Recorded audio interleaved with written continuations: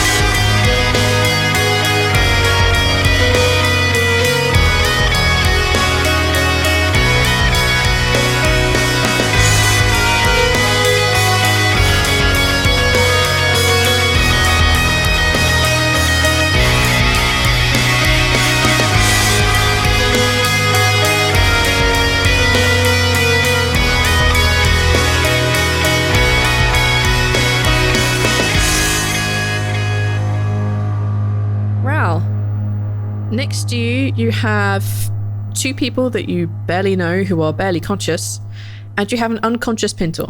Hooray. Hoorah. What would you like to do? So, like, what happened to those the constructs? They're sort of like meandering up and down the corridor on the other side of the bright lights, but they haven't gone through the doorway, the portal with all the lights in it. Okay. They're pacing up and down, and if you leave it for a couple of minutes, they kind of are not exactly getting bored, but they seem to just at a snap, all of them turn at once and stride off to where the cells previously were. Sorry, where the cells actually are, but just without anyone in them. Okay. Can we get far enough away without going into the next room that they will think that we've moved on? Or is it not that much space between rooms? You are you're kind of at the foot of a staircase. So you could go up the staircase. That would lead you to... Yeah, so you're at the foot of a staircase. You could go up it and then be on like a little landing before the door that leads into the ballroom that's filled with weapons. Okay. So yeah, you could get out of sight easily. Yeah, we'll go up the staircase a short ways and just stop on the staircase itself. Okay. Yeah, so that's that absolutely fine. So that they get bored for a while and hopefully go back. Rhal leads them up the stairs a short ways carrying Pintor, I imagine. Am I carrying Pintor? Yeah, his parents are kind of holding each other up. Yeah. So part way up the stairs. And there's no way pregnant mom is going to be carrying unconscious Pintor up the stairs. True. I forgot she's pregos. Yeah. Rhal goes part way up the stairs and then sets Pintor down delicately on one of the steps and kind of collapses up against the wall and just focuses on his breathing for a bit, closes his eyes. He's a bit stressed out, so. Sylvia, their mother, basically cradles Pintor's head in her lap and just like seems to be just like, running her hands through his hair and just keeping being the motherly thing that you would expect, concerned for her unconscious child. Their father looks over at you and he says, "Thank you. Excuse my politeness. What are you? I've never met your kind before." Friend of a friend.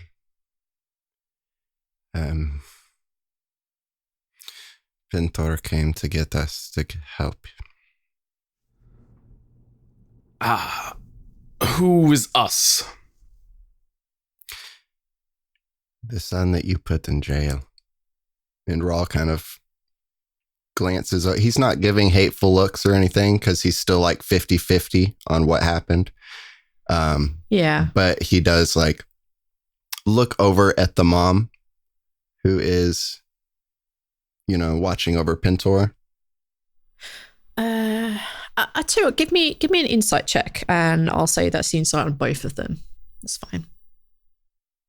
18. When you make the kind of pointed comment, you see Zelfar, their father, just kind of like stiffen up and look uncomfortable. And as you look over at their mum, you can see for a moment her knuckles go white, and she seems to be like repressing some sort of anger, and then it quickly dissipates.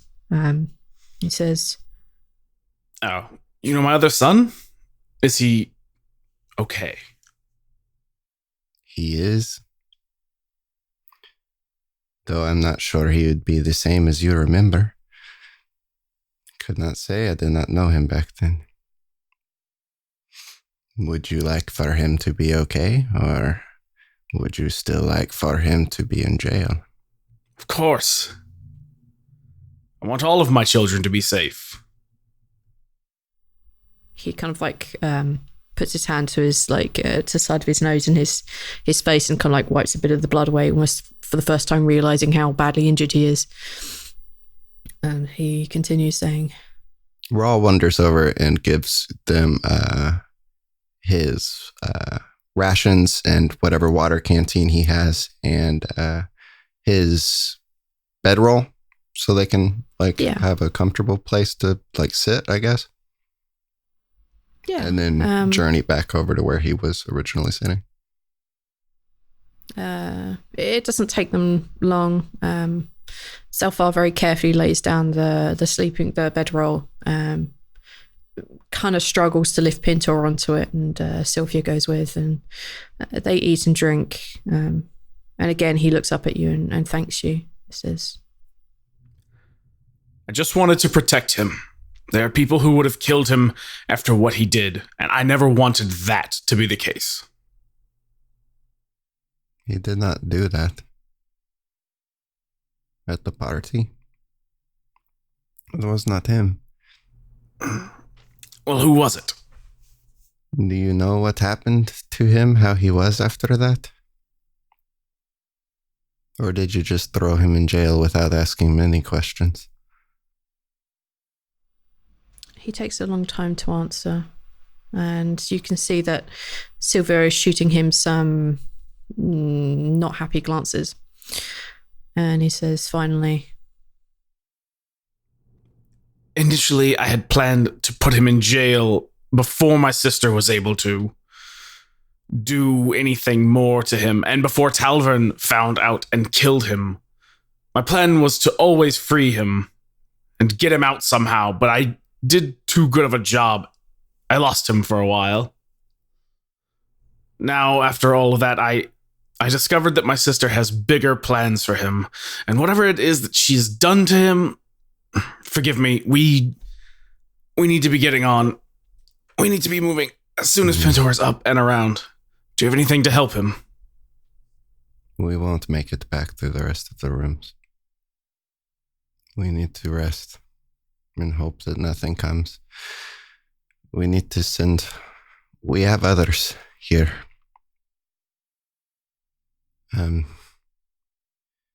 They are up top, but we could send for them. If you have your snake thing, you could send. Sylvia glances up immediately and says, yes. What? We could probably send him with a note or a message. These friends, do you know what they...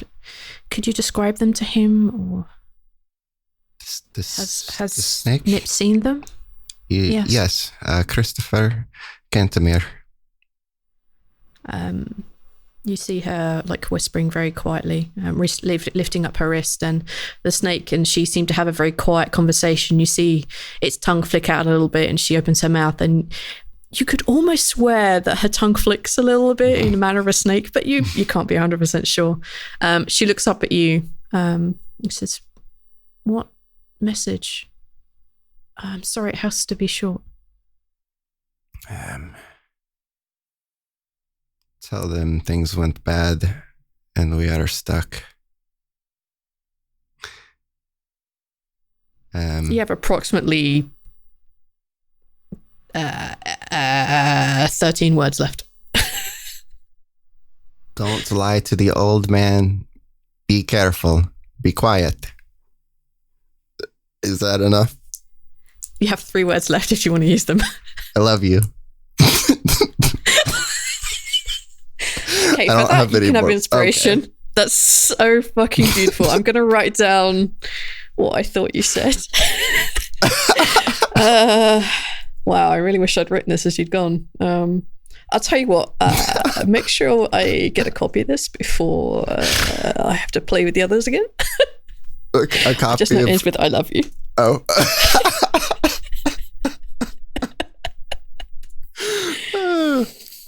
Okay.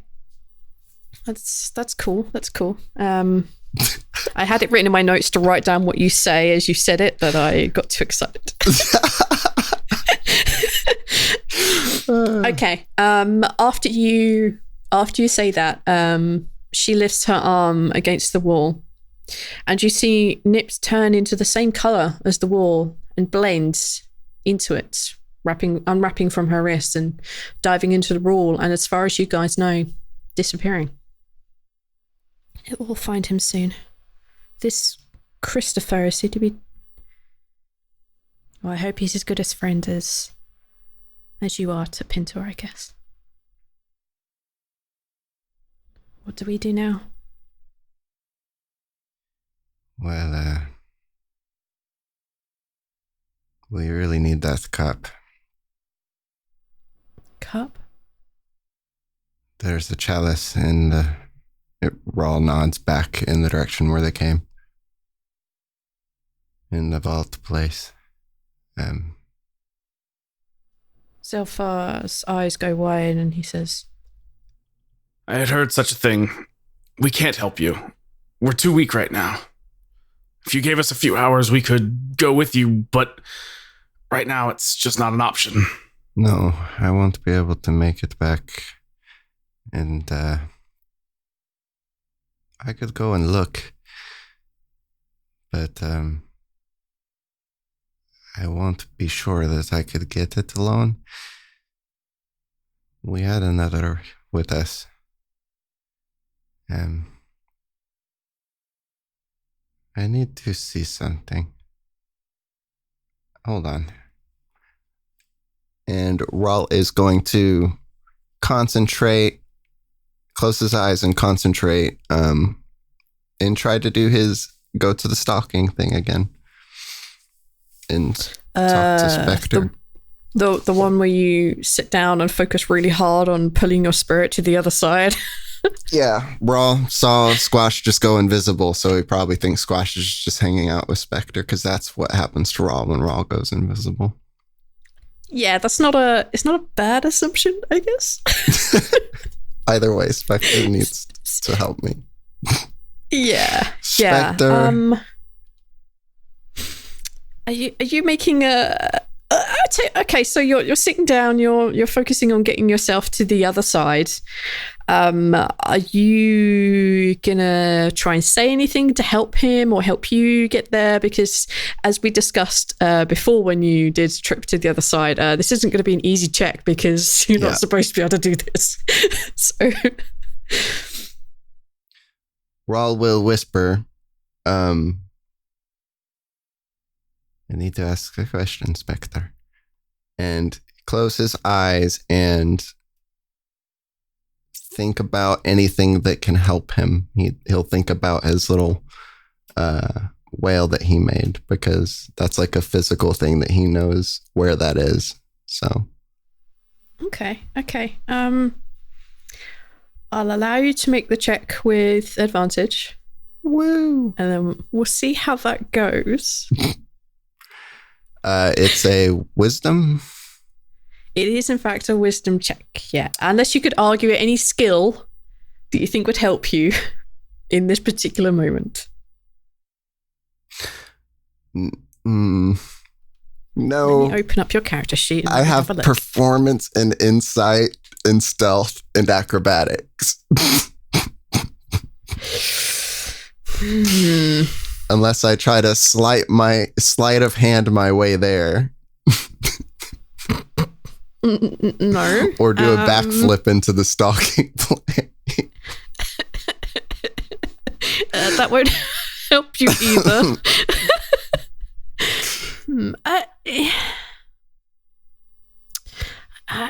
I'm gonna say persuasion. Okay. It's but still just I'm a gonna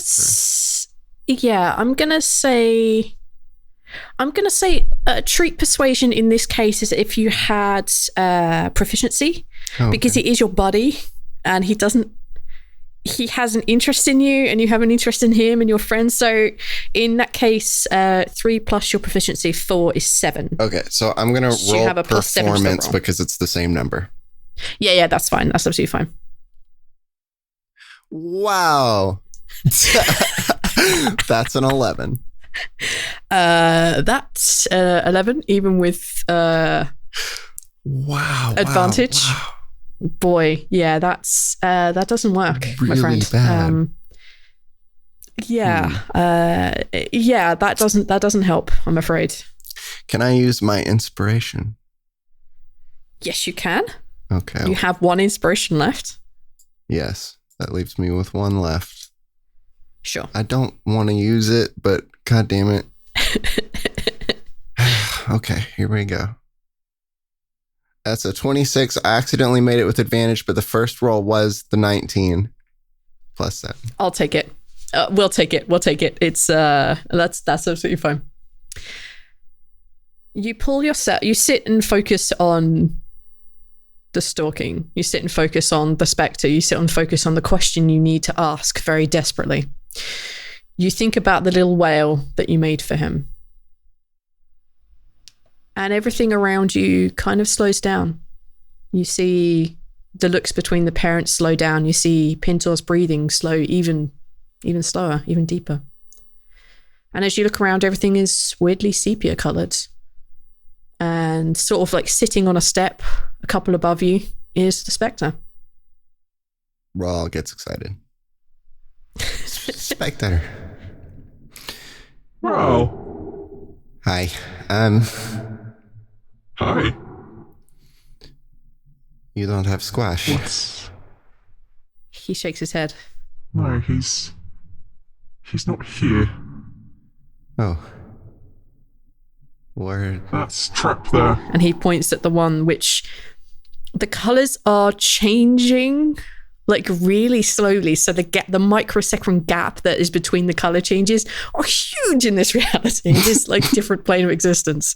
Like you could easily step through this, do a dance, and step back again. That's because you're in the stalking. That's trapped there can send people anywhere. Here, well, they're not. Your friend Squash isn't here on this plane. He could be somewhere else in the material plane. He could be at the entrance to Bellum, entrance to Cicero, or floating amongst the gods on the Sentinel plane. Do you know how we can find him? You would probably need to check each of the planes. He's not on this plane. I can't sense him on the material plane. He's one of mine. That would either leave the Sentinel plane, which I have no power over, or the entrance to Cicero, or the entrance to Bellum. Like I did when I looked for Amar, I could go look, but that would take some time. If you feel like you have the time. It would help us. I will be looking for him.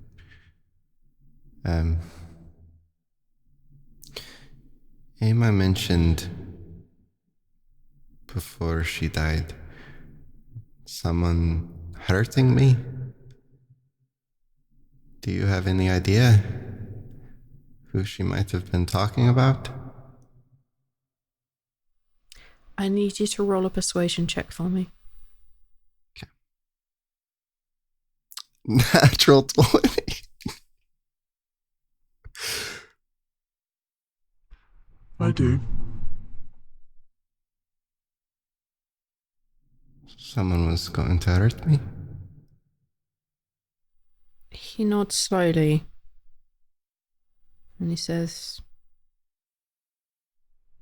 This thing you've got yourself messed up in.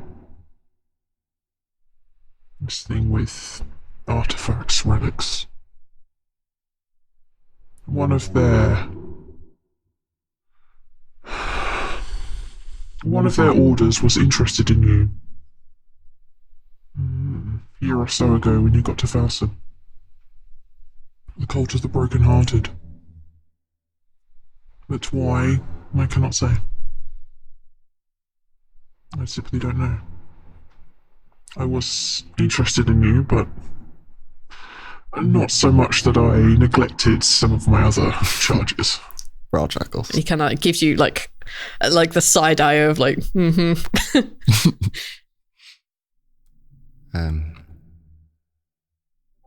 Okay. Thank you. I guess I will look into that. You're welcome. Rhal looks up and smiles at Spectre. How important is this friend of yours? Truly, in all of my powers, I have to potentially help you on this side. As limited as I am by the other spectres. Squash? Yes. Been on the edge of being in my domain for a while. Nowhere near as often as you, obviously. No, but he's better now. He should have a chance at living. Better. It's not been that long since he used. Well, he's taken his cure. He will have less reason to use, maybe. Because of that, he has more of a chance than I have in any sense, Spectre. He should not be making... he puts his skeletal hand out and rests it on your shoulder. It's, funnily enough, super cold. He says, I'll go look for him. But I won't be around here for a while. It takes time. I need to find the right soul heading in the right direction. And if he is on the Sentinel plane, there is no way for me to get him. Or reach him or find that he's there. Well, I will try my best not to need help or die until then, but I can't promise that I won't be getting into trouble, so... If you die, Rhal, I will be instantly snapped back to your side. Rhal laughs and gives Spectre a quick hug because they hurt. And yeah, as you kind of like hug him, it's exactly like hugging death. It's cold and weird, and as you it's not sort of his like, fault, V. It's not. Everyone needs a hug, including death. He liked it. As you, as you pull away for the embrace, he like before your eyes just gets, stands up off the step and sort of like walks into the wall, just straight on through. And as he does that, you are kind of hurtled back to the material plane. Okay. Well, that was less helpful than I had hoped, but... you see Zelfar just sort of like look at you out the corner of his eye and you get a little confused look on his face. Like, what did you do? You just sat there. Where did you go? I was in the stalking for a second. We lost a friend of ours. He's somewhere. We're going to find him. But we have more people up there. They will come back here, and they're going to want to go get that cup. So I should try to make that more possible. I will go scout ahead. Just wait here, and they will come, and just point them in the right direction. And Rhal will go over the layout of the dungeon for them to give them the information that they need to escape if help doesn't come. And will also let them know to tell, he will give them the layout of where he believes he is going to. And tell them about the rainbow puzzle thing, about the ones that we know, and the purple stone, to not go on that one. Yeah, not go on the last colour before red. Yellow will electrocute you, and I think the blue one was cold. I'm pretty sure that was. I don't know, but the purple one sends you like. Well, there's kind of two purple, I guess. One's indigo and one's violet. I think that's like the same thing. I think it is, but I might be wrong. Indigo might be a little more blue, but it might also be a little more purple. I can't really picture it in my head, but like. Okay. You make your way back down the stairs. You sort of at the corner of your ear, you hear the two Dathrodyrs talking to each other, and you can just sort of like look up at the corner of your eyes, and they're just holding each other and looking and tending to their son, who is still not conscious yet. All right, you make it to the doorway. What do you want to do, my dude? I'm gonna spit on the yellow gem. All right. You hit it. It's super gross. You just spat on something. Great. Yeah, I'm afraid it doesn't do anything. So you have red, orange, yellow, green, blue, indigo, or violet. Now, question about Pentor, what knocked him unconscious. Is his like couple hours thing because he went unconscious? Yes. Or it wasn't to do with like the electricity in the room, like stunning him for a couple hours? No. So when you stabilize a character, they are unconscious, but they're unconscious for 1d4 hours. Okay, I just wanted to make sure that it wasn't like the couple hours thing. Yeah, it wasn't because of this. It was because he went unconscious. And normally when we have anyone hit unconscious, we heal them. So I was just wondering if that was like back a up. side effect of failing the yellow thing. No. Otherwise, he'll stick with the yellow because it's safe to assume that all these are bad. You are correct. You are very correct. Yeah, magic is scary. All right. In that case, I need you to take a dexterity saving throw. 22. Boom. On a 22, you save, and you have that awful thing that when you save on dex shows, you take no damage, right? Yes. I hate everything about this. Sigh of relief. Rhal takes a second to gather himself. I just want to scroll through and see if I can find out where it says this, because what the thing I'll I be have? super sad if yeah. Your instinctive agility lets you dodge out of the way of certain area effects such as a blue dragon's lightning breath or fireball spell. When you are subjected to an effect that allows you to make a dexterity saving throw to only take half damage, you instead take no damage if you succeed the saving throw, and only half damage if you fail, which is something that I was not aware of, but that I will use now if you try to hurt me. Because I think I took damage from that before, but I've already taken it. So. Yeah. It was it just happened. Magic, yo. Okay. All right then. You are on the other side. Now let me see No, you've already taken the wisdom save today, and you succeeded, so you don't need to worry. Either way, you've already done it once today, and you do it again. All right. So where do you want to go? Left or right? I think it was to the right. Rhal goes back to where the other side of the place was, where we got turned around, but didn't take the other path. Yeah. So you retrace the steps as you took them before. You come to the junction where the choice was going left and away from where this very creepy melodic whistling is going on. Yeah, that I didn't hear, but I assume Pintor made me aware. Yeah, he would have pointed it out after and the fact. Yeah, he would have pointed out and like, there's a whistling. You're like, oh yeah. Now you know it's there. It's easy for you to pick up and tell it's there. And you make your way along the corridor towards the whistling. Oh, so quietly, V. Oh, so quietly.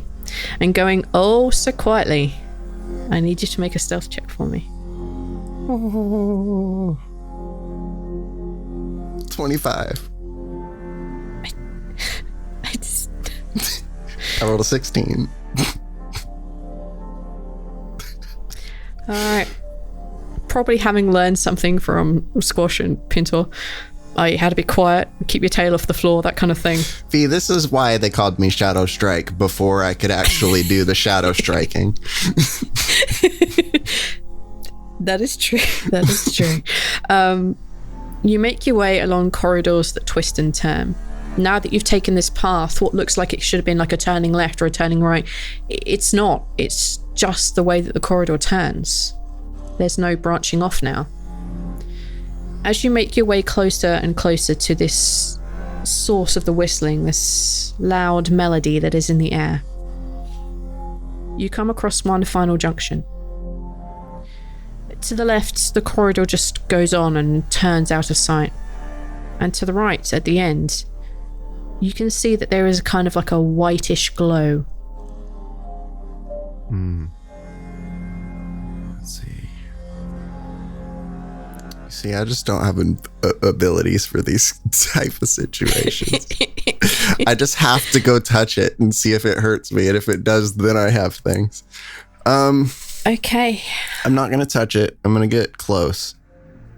Okay. Keeping calm. As you decide to take the path that leads to where this kind of whitish glow at the end of the corridor is, I need you to take a wisdom saving throw for me.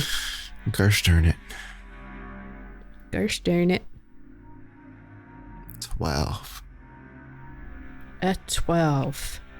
Is that good? It's not good. Now, I need to ask that dumb question. Are you the type that is now immune to being frightened? Yes. Do you have to do an action to do it? Yes. Okay, then for 1 round you're frightened. Okay. Oh, you also take your damage. Sorry. Ah, great. It's like, oh no, he's thwarted me. No, he hasn't. He failed. So did my dice. You take 3 psychic damage on 2d10. Tell me about it, man. I'm so nervous, V. What's going on now? As you step forward, the white light disappears. And before you, you see a room. You're still not at the edge of the room, it's just off in the distance.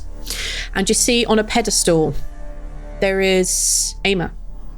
She's sitting on the pedestal, smiling wickedly at you. This isn't a look that you're used to seeing on her face. This is contorted, twisted. And above her, as you look up to the ceiling as if you can't quite believe what is going on, you see a black shadow. You see strings from fingers reaching down to her smile, embedding themselves into her chest. You see the strings are very taut on her face, pulling her smile wider and wider. You see tears are now dripping out of her eyes in pain as you see blood from where the smile is beginning to rip through her face. You see the strings in her chest begin to get taut and pull, and you hear her scream in pain. And then you realize it's a vision. And your frightened status goes away. the vision goes away. And what you see at the end of the corridor is what probably be a fair-sized room. There are onyx and dark blue tinted marble on the ground. It's in tiles. You can see from where you are that there seems to be a series of stands and plinths with items on them. You can't see what yet, but you can tell that there's something on each of them from your limited view. Everything around you feels deadly cold. What do you want to do now?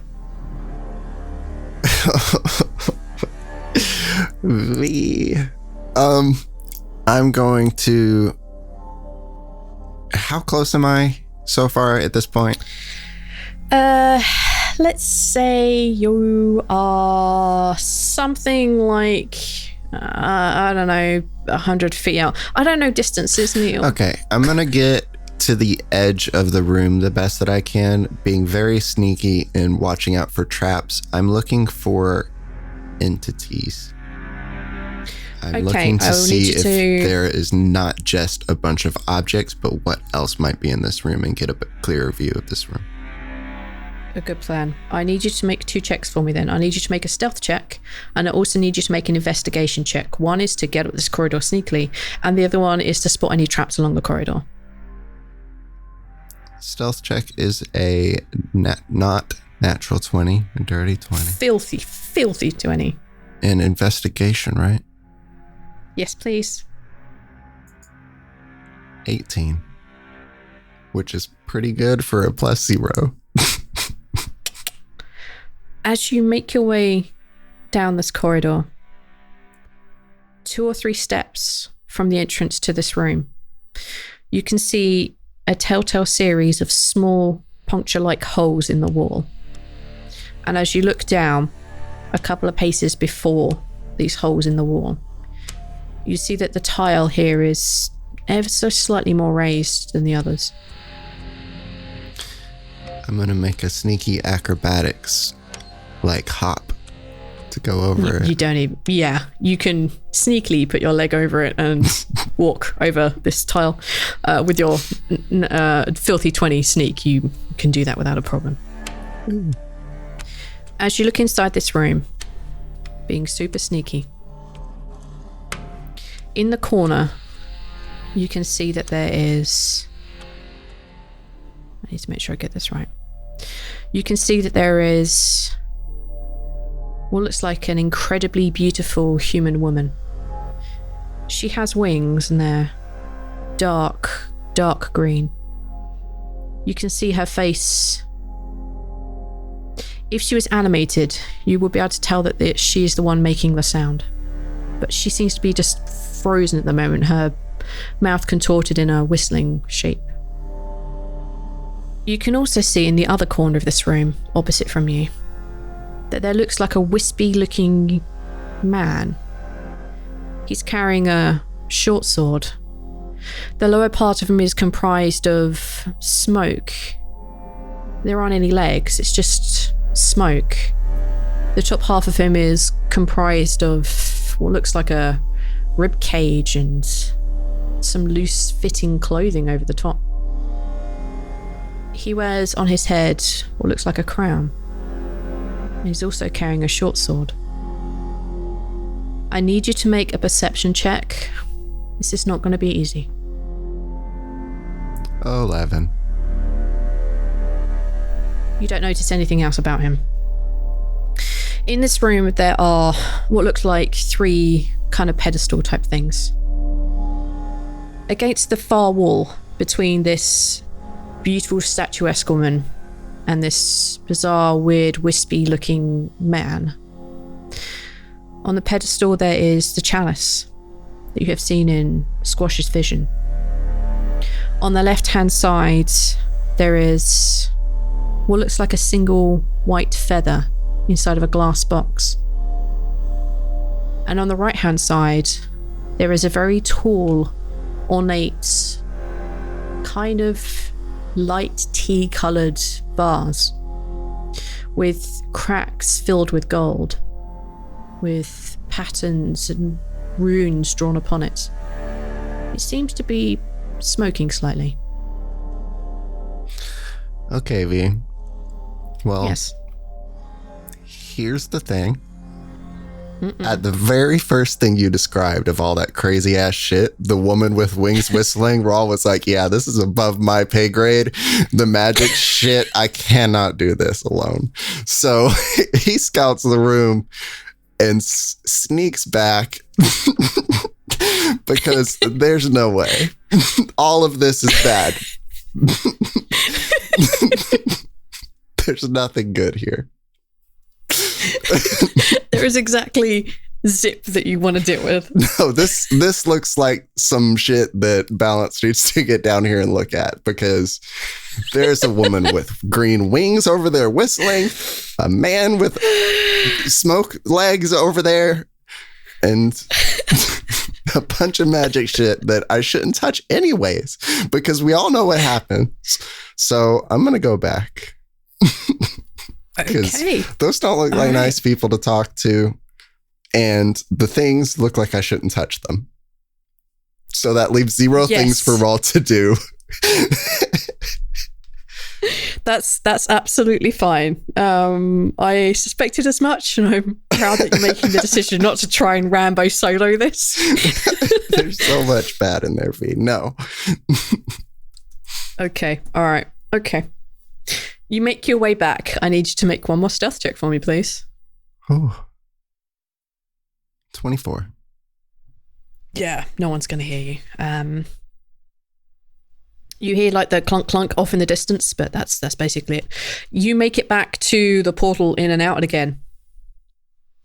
Are you going to try and jump through it?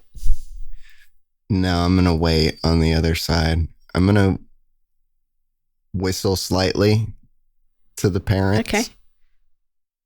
To see if they come closer to the portal and see if they're still there. You see, just sort of like, as you do that kind of like very low-key whistle, it's a little time, but you see and hear the soft footfall of someone making their way down the stairs. And as they get into view, you realize that their mother has the bow and some arrows.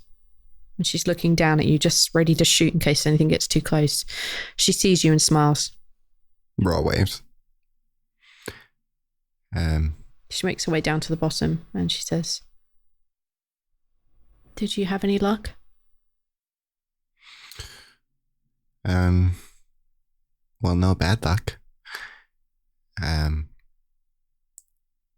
That room is crazy, though. I'm going to need to wait until everyone gets down here before we can try to get the thing we need. How long has it been? It's been about an hour. Okay.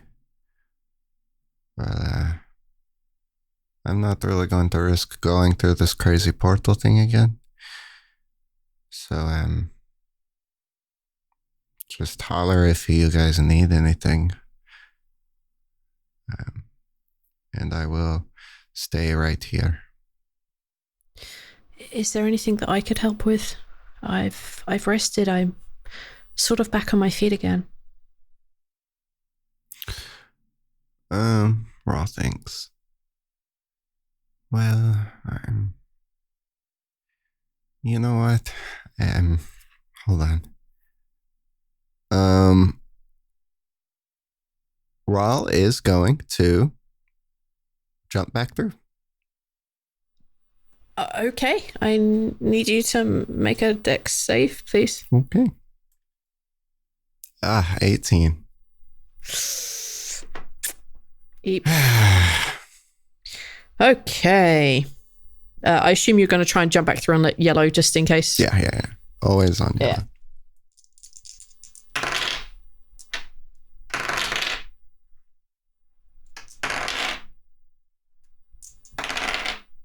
That's too many.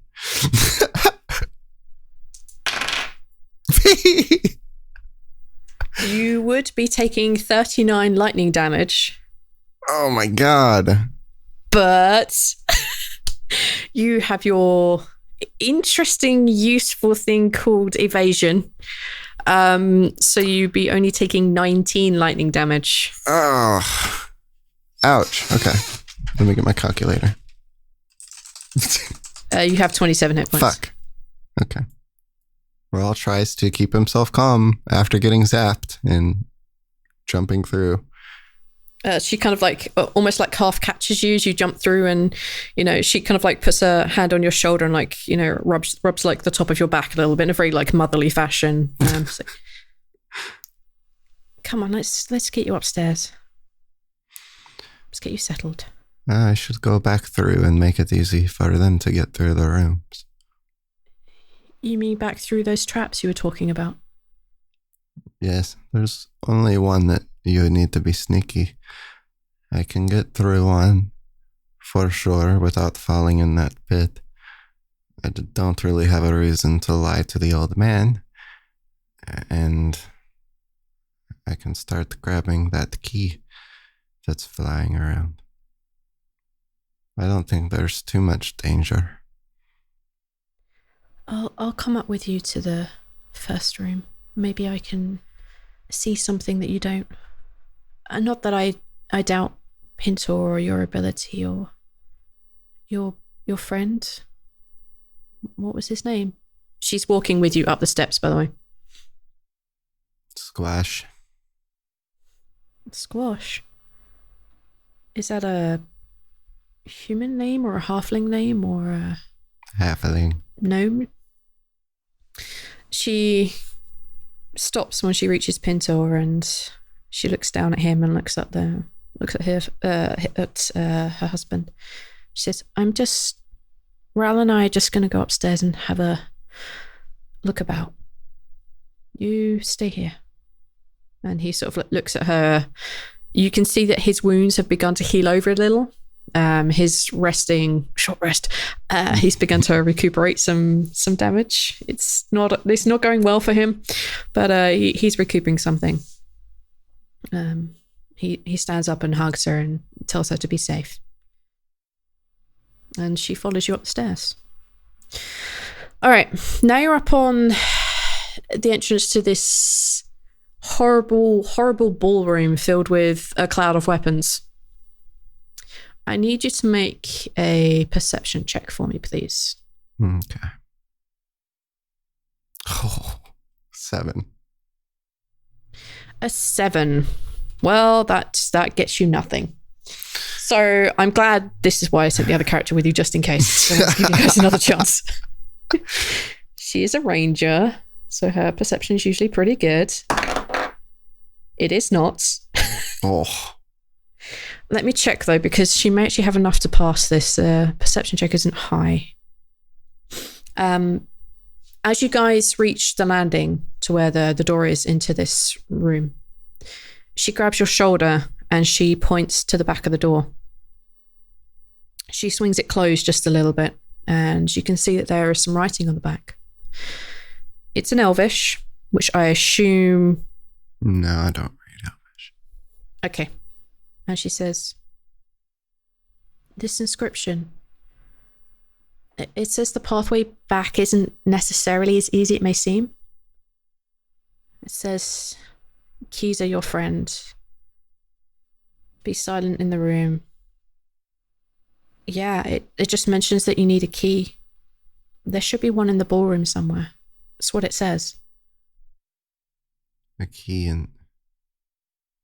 So the rooms are different going back? I don't know. It just mentions that the doors aren't as easy to get back through. Were any of the doors... Did you leave any of them open? A couple. I'd like to assume they're still open. What about the door with the old man? You mentioned that he opened it? That one should be sealed. He sealed that one behind him, I think. Perhaps that's the reason the key is in this room. It's this room and then the old man, you said, and then the purple goop, and then... Right. The keys? Right. So we need a key from this room? I would guess so. Okay, no. Let me see if I can see it. No. If we I mean, don't go in there. Rhal reaches his foot in and taps to make the blade spin and show her how that it's bad. She takes your footstep for it. Yeah. As the blade's up and whirring in the air, I'd like you to make a perception check. Okay. Come on. 12. She got the 15 required. Oh my goodness. You can see that there are a series of tables here, as I've described before. And these tables have like various weapons leaning up against them, and they're what creates the cloud of weapons. And as they are up in the air, you can see on a table that's very, very close to where you guys came in, basically the other side from where you are now, you can see that there is what looks like a kind of grayish, thick-looking, you would presume, key. It looks kind of out of place now that all the weapons are up in the air. And you could see pretty much when the weapons go back down why it would be difficult to spot. Because the weapons and the key are almost the same color because it's kind of gray. You can see that it's on the second from, the second table from, if you were in the other side. And she points this out to you. There, just there. Does it look like something that would be easy to get walking through? Or does it seem like something that would make noise trying to get it? You would have to find out. Well, son of a bitch. Thing is, I have low HP and might need to rest myself, and I don't want Balance getting mad at me if I die in one of these rooms when I could have been taking a short rest. After I gave them enough hints to get through anyways, considering now it's harder to get back, I think he'll stay and actually take a rest now. I guess also if you rested here, if you see them coming down, you could very easily just tell them. That's true. Yeah, we can scoot everyone up the stairs a ways to keep a lookout. Okay. On that happy little family moment, I guess then we find Rhal and the unconscious Pintor, Zelfar and Sylvia kind of camping out at the open door on the other side of this kind of ballroom area. Are you going to take a short rest to recuperate any of your hit points? Yes. Good. I would like you to roll those now, please. How many hit dice? You are level 9. So you can spend 9 hit die? You can spend That's 9, 98. That is 98. Wow. Can I roll them? Do I have to roll them all at once, or can I? No, I'll say you could roll them one at a time until you. Okay. Yeah, I say you could just roll them one at a time. Right. Rhal would know his own body. He is a monk. He is a monk. Yeah. Okay. There. He's at max now. He's at max. He has used 1, 2, 3, 4, 5, 6 out of 9 of his. Yep. You have 3 remaining. All right. Okay, then. I guess. So let me just go through my brain where exactly we were. I think we were just over 3 hours when Pintor went unconscious. Yes, we were just over 3 hours when Pintor went unconscious. There has been at least 1 hour where you were going around, and it's been yet another hour. So it's been 5 hours since you guys have left the surface. That's important because I need to know roughly where everyone is when, hopefully, if Team Charisma make it this far, where everyone is. Yeah. This is going to be fun. Hi there, Rhal here. I kind of wish that I were at the party, or maybe at the spa again. That would be nice. Anywhere else, really. I hope they get that message soon. So, quick news. We unlocked a while back a couple of stretch goals with some audio drama style backstories and such. And we recently did auditions for roles in that. And we had so many people audition. It was great. Everyone did fantastic. We were very excited. I'm sure Belinda's going to come on here and say a lot of the same things, how well this went compared to how we thought this was going to go, but it really went well. So thanks to everyone who sent in your auditions. Everyone was fantastic. Special thanks to the patrons who unlocked those things, and thanks to the patrons, of course. There are more of those already unlocked and on the way. So stay tuned for more auditions, for more parts, and going through this whole process again. Fun. But seriously, thanks to everyone who came and auditioned for those roles. We had such a great turnout. We weren't expecting. We had so many talented people. So thank you, everyone. It was really great. And this is the part where I usually say goodbye and thanks for listening. But if you see Balance and Zaltanna, are you looking for a D&D podcast that'll make you laugh? How about one that'll make you cry? Sweat profusely with stress and anxiety because of a flippin' mule? Taking Initiative is a Dungeons & Dragons 5e actual play podcast with an audio drama feel. These episodes are scored, character-driven, and filled with utter bullshit. Mostly because of Nick, let's be honest. Featuring special guests, the Venture Maidens, D&D is for nerds, and more. Plus, we're in Wizards of the Coast podcast of series. Welcome, everyone. It's your pal, Ray. That was an interesting time you had, Nick. I pat the horse on the rump. Thank you, great-grandfather. He just said his hopes and dreams. He didn't cast a spell. You gotta get down deep and lift from the knees. So that's the only big organ he has. Damn, Taking Initiative. Look us up on Twitter at TI_pod and on our website, takinginitiativepodcast.com.